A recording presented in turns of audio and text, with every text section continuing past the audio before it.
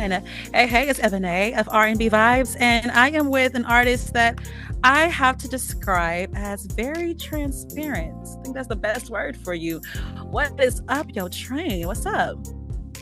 What's poppin'? How you doing, man? Thank you so much for having me.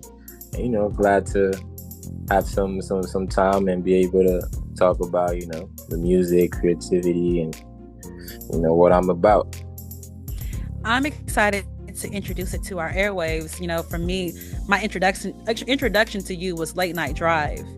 And that just took me to a whole nother world of your music, your catalog, your ability to just be so melodic and specific with your sound. So thank you so much for coming on.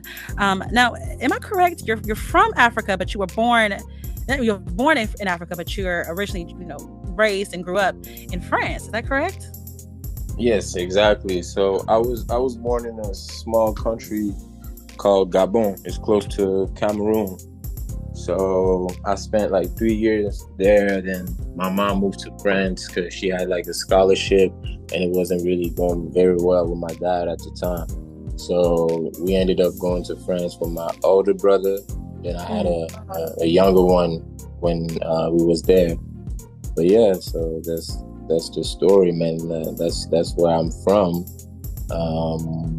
But I was always influenced by American culture in a way, because it was just everywhere. Like growing up in France, Tupac, Michael Jackson, all those big artists, and we was so attracted to that swag, but it seemed so far because back then, like, there was no social media and things like that. So it was crazy. So now being here, man, and like being able to work with, artists that I grew up listening to and things like that, it's amazing. Well, tell me about the difference in culture from the France culture, I guess, in French and all of that versus American. Is there a difference in way of life or just the culture, the lifestyle and stuff? Yeah, there is like some differences. Even more when I was growing up, though, because now France is kind of catching up. But yeah, growing up, like, American swag was different, French swag was different. Just the way people like interact with each other is different as well. I feel like Americans are very like straightforward. They want to let you know what's up. People don't really move like that in France. What else is different? The club scene is America, man. They outside. In France, like, it's dope though. But yeah, America's crazy, man. I love it. Now, but you went from, and am I correct that you went from like rapping out there, and you were speaking French? Like, first of all, how did you get the English language, and you was accustomed around the French language? How did you adopt both? Well, I think first of all, I gotta thank God, because I didn't choose. Like, a lot of people, they tried so hard. A lot of people I know, they actually speak like fluently like English, but they still have a French accent. So I didn't choose that. But also, I remember when I would learn back then, I was like exaggerating with the accent. I would pronounce like door as a floor, just to get the accent right, to the point where it's just like it just comes out naturally now. But yeah, like, I just taught myself how to speak, because I knew if I wanted to reach a bigger audience, I needed to be able to speak English. It's the international language. This is true. Tell me though, you was rapping at first, right? And then you went to singing covers and stuff. What made you go to the singing route versus the hip hop route? Well, first of all, my mom, because a very, very big part of my life, and one of my biggest influences as well, because she's a singer too. And she knows I can sing, but back then, hanging out with the homies in the streets or whatever, I would play like rap music, and then you just get like programmed and thinking that that's what you should be doing. Boom, I'm trying to be the next Kendrick Lamar or whatever. But if it's not for you, you know, you can't force it. And for me, like, I gotta have my mom's feedback and approval to, like, when, as far as like the quality of the music, you know, if she listen and it's like it's whack, I'm not dropping it. Family is very important to you. Oh yeah, especially my mom, because like she's my rock. We grew up, you know, just me and my two brothers. So she knows me so well that like I can trust her with that. But I mean, if I really love a song, I'm still gonna, you know, do my own thing. But if it's really like, nah, it's not it, you know. And when the rap stuff, it was like, nah, you're not going. You're not. Well, you see, like, I think it's important. You showcase how important family is in your music, and I was always very curious: is your family supportive of your music? You know, so you talked about your mom and your siblings, and I think that you kind of dip into a dad situation. Is it okay for me to ask what is that situation when it comes to you and your dad?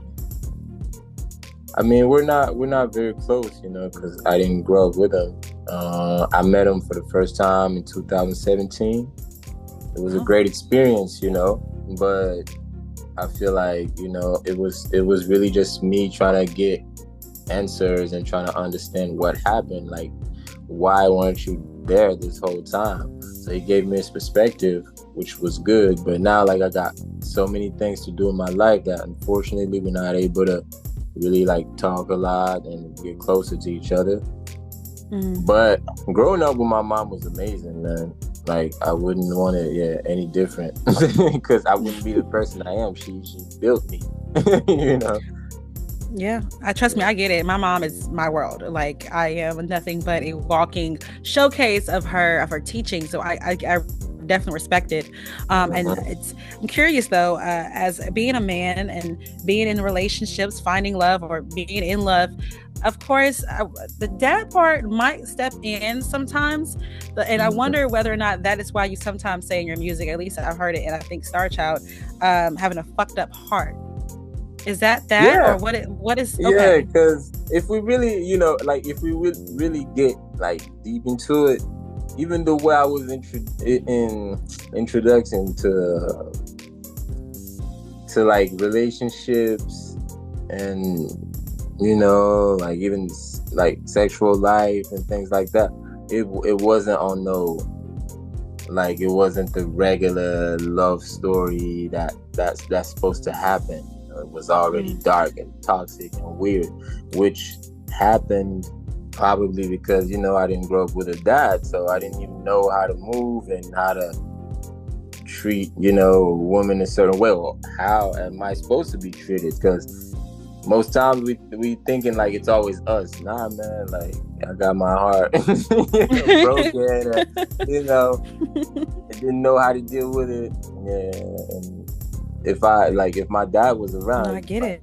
You know, taught me a lot more. But this is how, like, you get stronger, man. Because now, like, I can, you know, I had to become a man, basically, very early on.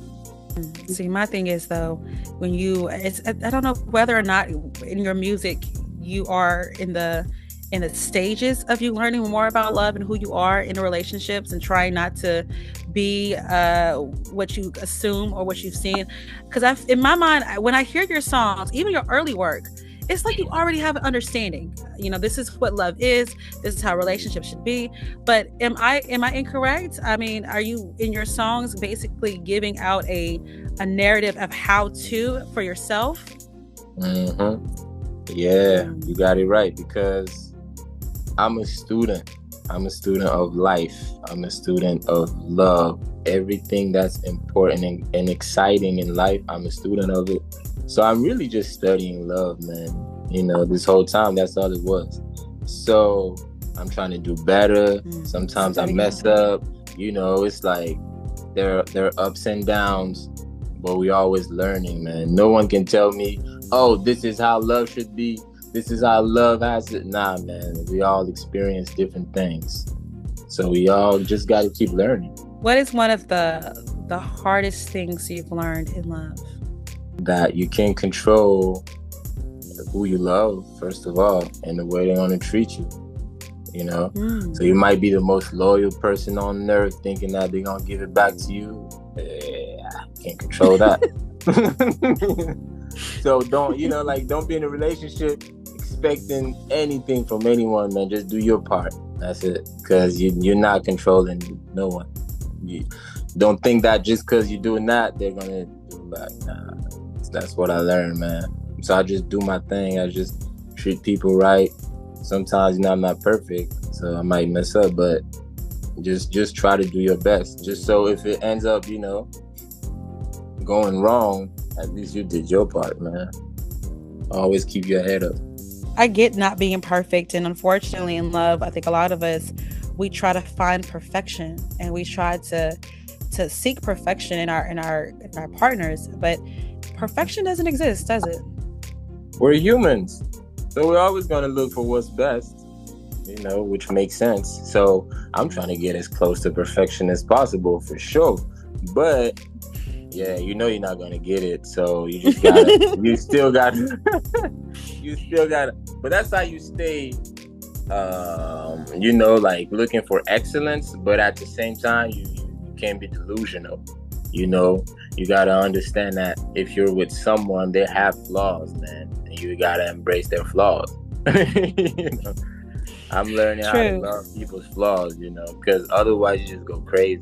You're like, why is he like that? Why is he not like me? Nah, bro, he's not you. Even in your music videos, you showcase that even one's flaws, you can find love. You can love someone for their flaws. You can respect someone for their flaws. It's just about being able to go through it with them, and that's the hard part, understanding whether or not that's the person I want to go through it with.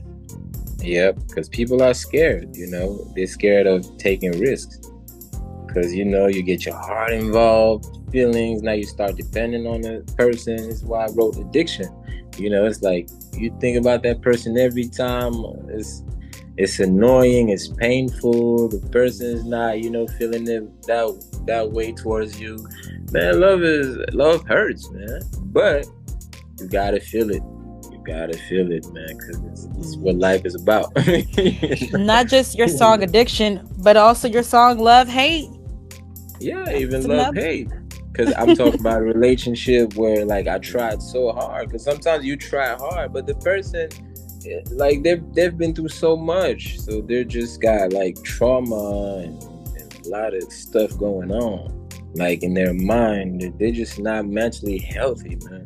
So whether you try your hardest, they always gonna pull themselves down and you with them, So sometimes you just gotta go your own route, man. Okay, well let me ask you this: where are you now when it comes to love and relationships? Are you embracing it more? Are you still? I mean, of course, you're a student in it.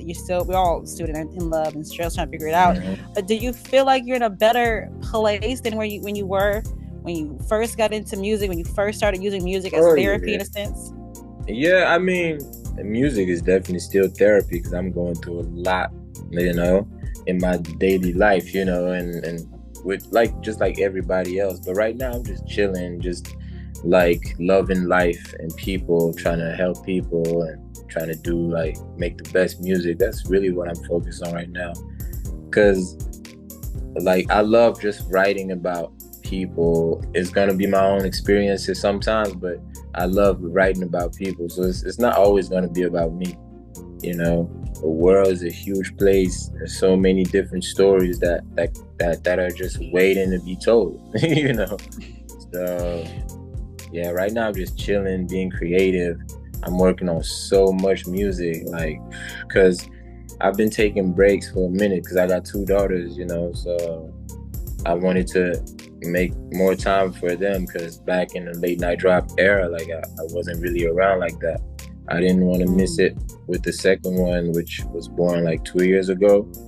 So I spent a lot of time with her. And now, I really been back. I've been in Miami for a few months just working on music, meeting amazing artists, producers, engineers, and stuff like that. So I'm really focused on like really my career right now, you know.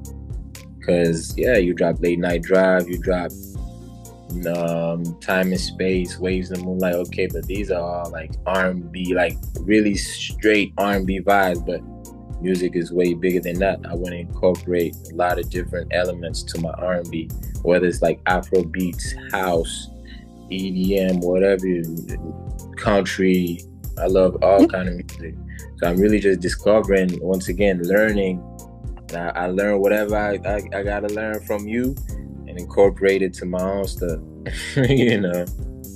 I love it. Yeah. And let me know, make sure I'm correct. You're not listening to, you having people, hey, tell me your love story, tell me what's going on with you, and then write a song. Like, it's not like that, right? Man, exactly, man. Tell me your story. Tell me your story. I want to write about it. Because the way I see music, you know, it's like poetry. We're just poets. That's it, you know. So it ain't gotta be about you, or, you know, like that woman that wrote like Harry Potter. She's no magician, you know. So it's just stories, man. And you spread it. You give it to the world, you know, because everybody's looking for answers, man. So if we can help in a way, just, you know, somebody's gonna listen to our music, be like, oh, he thought of something that I thought about before, but I couldn't put it into words, you know. That's what I want. You know, reach the world. Well, I sound like Michael Jackson or something. I mean, it's not bad to sound like MJ. That's not bad. That's dope. That's the gold, man. That's the gold. He inspired me so much throughout my career. But that's how you're supposed to be, man. It can't be for you, man. That's the thing. You gotta understand that when you're an artist, you're expressing yourself on the mic for you. But like everything you're saying is for the world to connect with it. You know, it's really just to connect with the world. And then I'm gonna drop the bed, Heal the World by MJ right here. That's funny, man. But yeah, MJ's a GOAT. I mean, MJ of Princeton. When are we getting a tour? What is happening? A tour, like I said, like I'm trying to get as much music done as possible, and then I'll start working on a tour. It's gonna happen soon, though. I got a lot of stuff in the vault, so now it's just I'm just waiting to like finish recording everything, get everything mixed and stuff, and then we're gonna start working on a small tour. I think in the States, we're trying to do something in the UK, France as well, obviously, and in Australia, we're gonna try to put that together as well. But so many things are gonna happen, like in the next few months. I'm gonna just be on the road, you know. So I want to go to Brazil as well. I got a lot of people there that listen to my music, so it's interesting to go and see like what can I grab from there, you know. Well, I just hope that you include Nashville on this list. Oh yeah, hell yeah! Actually, I never been. You've so never been to Nashville? Yeah. Nah, man. I was talking like 2 weeks ago about Nashville to one of my friends. I was like, "How is Nashville?" I'm hearing it every time, and it's like I'm hearing a lot of artists are from there, and they sound amazing. I want to go there and work with artists there, you know. So what is the vibe like in Nashville? Nashville is beautiful. We have an amazing R&B scene here. The local artists are phenomenal. And we have even a neo soul scene. You know, what I love about Nashville is that it's a melting pot. You can find various genres outside of just country. And no matter what no matter what corner you turn, you can always get inspired in any kind of capacity. You know, you can always find a creative way to look at things, to go about your own creativity and you know, copy or not copy, but be inspired by different styles. Nashville is such a melting pot.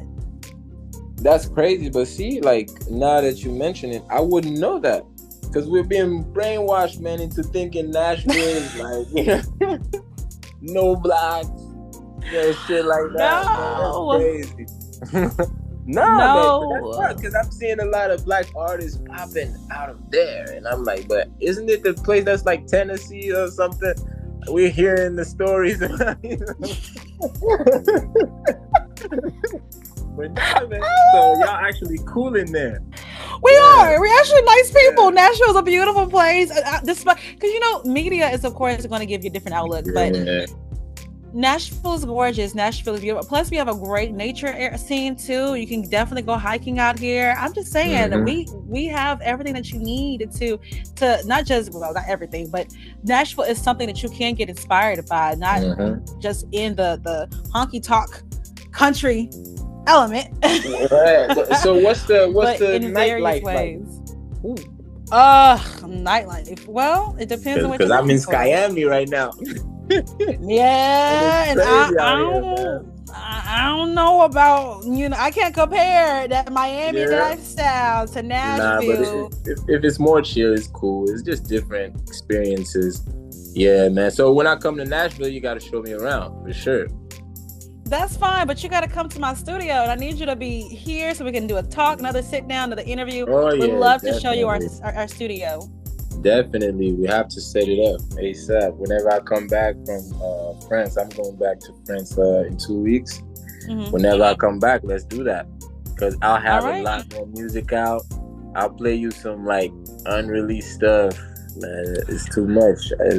I got too much music, man. I'm exhausted. More reasons why you need to tour now. More reasons why you tour now. Don't wait. You tour now. Yeah, but you know how it is. You got to put everything together when you're independent. It's not the same as like working with a label, and you got to keep feeding the fan base. So it's hard to like do both at the same time, So for now, push the music just so when I get on stage, I got a lot more new stuff, because I don't want people, okay, it's cool, late night drive, they're going to play the classics, but I want y'all to understand what I'm on right now, because I've traveled places, So you're going to hear some vibes. You like Afro beats? I do like Afro beats. I'm just, for me, one word to definitely describe Ebon'e is impatient. So it's because of that. I'm like, I understand what you're saying, but I want it now. So who do you think is the best Afro beats artist? I can't answer that question. The most interesting. It's hard to answer that question. They all go There's someone hard. that just came out, and I don't really know I don't know if he really specifically does Afro beats, but and I want to make sure I'm saying his name right. I think it's Loj J. Yeah. Let me see. I think it might be that. That sounds familiar. Oh, sorry. Cut off. But I'm not sure. You have to send it to me. Wait, is it on mute? Oh, no, that's cool. No, I can hear you. I told you sometimes it's gonna be a pause, but I can hear you. Okay. So you should check out this artist called Minz. Minz. Yeah. He's dope. He got a song called Shadow Fire. Yeah, he got another one called, I think, Whoa. Crazy. He's lit. Yeah. Now, do you find yourself? Next project. Okay. I was wondering if you found yourself always trying to connect back to that African heritage, your African heritage, because you're born there, but you was raised in France. So how do you find yourself always trying to reconnect through music? How is that journey, that process? Well, I'm not sure I got the question right. Like, you thinking about like my thought process? Yeah, like the thought process behind it. How, like, do you go through it by music? Why do you feel like it's important? All of those questions. I think it's well, first of all, I'm African, so I can't take it out of me. Whether I grew up in France, whether I'm in the States, whatever that is, my mom, she gonna let me know. Come here. Of course.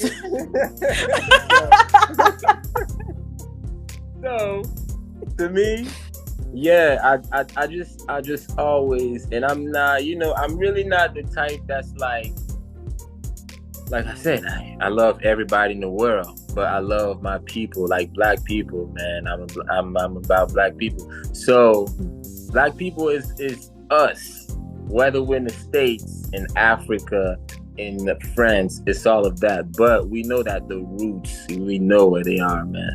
It doesn't lie. We hear it, it's in us. We have to move. Our blood just can't help. So I'm like, okay, let's find a way to, build that bridge between Africa and the rest of the world, because they did, like Burna, Whiskey, the Rema, and them, which is fire, but they have a totally different story than mine, because I'm an immigrant, so it's different, when you grow up as an immigrant in France. It's not even a English speaking country, so the whole culture is different.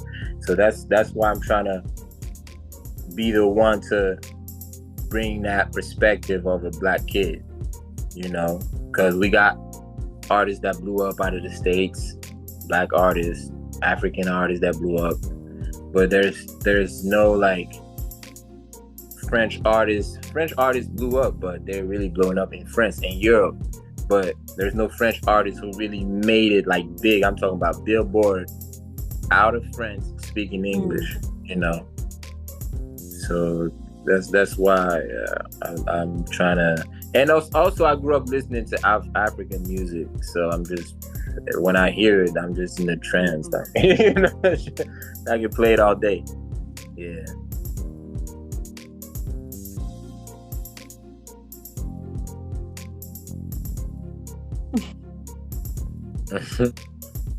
But yeah, man. Got you. It's interesting, man, how, because now they're finally like acknowledging, like Afro. I wouldn't even like, not just necessarily Afro beats, but just like Afro artists. They're finally embracing them. So it's interesting to see how far we're gonna go as well, because it's like hip hop. It took time for the world to actually accept it, rock with it. But once they started rocking with it, oh shit, that's when they created the Kanye West and stuff. So what's next for Afro beats? Where's the Afro Kanye? You know what I'm saying? Like, that's what I'm saying. Yeah, man. Because we got to take it to another level. Well, one thing I will say, like I said before when I first started this interview, whether talking about your life, love, relationships, I mean, no matter what, you are a very transparent person, easy to talk to, and very open. I appreciate that. Thank you. Yeah, I try to be. That's what it is when you're independent. Do what you want. But why do you feel like it's important to be that way, not just in your way of speaking, but also as an artist? Because first of all, that's the best way to avoid being depressed. Because when you don't do what you want, and I'm not talking about acting stupid or whatever, but whatever you feel inside you, if you want to do it, just do it. It's the best way to actually get close to some kind of happiness. Otherwise, you're just like, oh man, you spend your life overthinking. I used to be like that, like crazy. I get like that sometimes. I think I might even have anxiety or something, but I won't acknowledge it because I don't care. I get it. You're speaking to the choir when it comes to overthinking. I am the most, I'm the number one person that overthinks everything, and it is so difficult. And it's the thing. And what if we actually have like some kind of, anxiety disorder? We wouldn't know, man, because we got to keep going. I ain't got time to figure it out, man. So, but you just gotta find balance. You need time for yourself to ask those questions to yourself. Am I healthy, man? Am I good right now? How you doing? I talk to myself all the time. You gotta treat yourself good. Talk to yourself the best, because otherwise you're just depressed, man. No one's gonna do that for you. You can't expect people to always be like, oh man, you're the best in the world. And now you gotta tell that to yourself. Mm-hmm. Man, I be telling that to myself every day. I'm the best artist that ever existed, man. I do want to question this though. And help me out. Your latest singles, Addiction, Love, Hate, and Ecstasy. Mm-hmm. Why did you release a roller coaster? I felt like I was in love. I was happy in love. I was addicted to that person because I was so much in love with them. And then all of a sudden, I put all their stuff outside. So, I think, first of all, the concept of ecstasy is like multiply the creativity. That's the name of the project. XTNC, which well, that name came about when I was going through some stuff. So probably like a year and a half ago. Crazy. I don't even want to like, get deep into it. That was dark. So yeah, I ended up just being in that world for a few months. That dark world, drugs, weird, like, I've experienced that for a few months. And it was like that the music came out dope though, not gonna lie, but it definitely wasn't an easy time. So yeah, for that, but it put me in that zone, I'm not saying that it's good to take drugs at all, but I was able to make some more stuff that was like just random, but just able to express myself, just in a brutal, like in an honest way, whether it's the pain that I was feeling, or just like the love that I felt for that woman. Yeah. So is all three projects a story of that one relationship? Nah, but there's like clues here and there, on each project. So most women know, except for the one I'm just talking about, like someone's story that I found on, I don't know, Instagram or Quora or whatever. But yeah, the ones that are mentioned, they know. Because like I said, I'm just being honest. Even if you did me wrong, I still love you enough to write about you.